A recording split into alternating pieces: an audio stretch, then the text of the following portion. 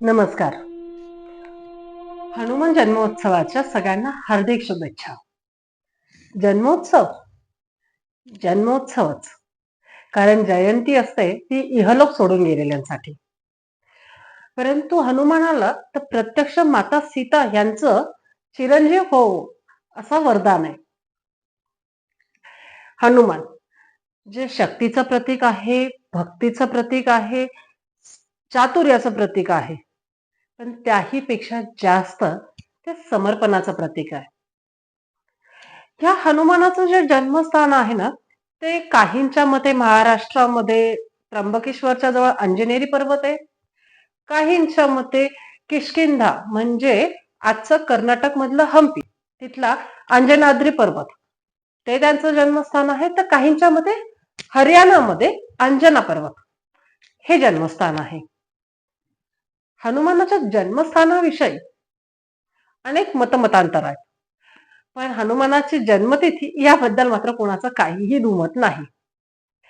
चैत्र शुद्ध पौर्णिमा, चैत्र शुद्ध पौर्णिमेला आपण संपूर्ण भारतामध्ये हनुमान जन्मोत्सव साजरा करत असतो.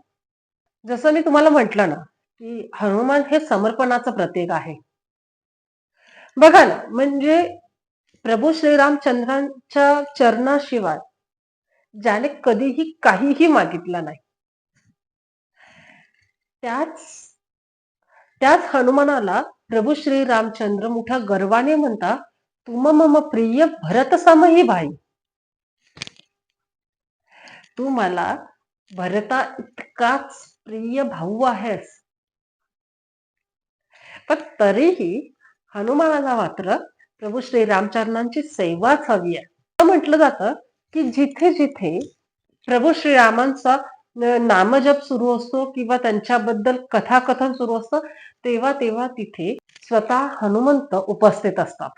हनुमान ज्याला आपण सगळ्या महिला बंधू मानतो, दिवाळीला ज्याला ओवाळल्याशिवाय आपण भाऊबीज नाही करत, या हनुमंताच्या जन्मोत्सवाच्या सर्व भक्तांना, भाविकांना हार्दिक शुभेच्छा. व्हिडिओ आवडल्यास लाईक करा, शेअर करा, सबस्क्राईब नक्की करा. चला वारसा जपूया, चला वारसा घडवूया.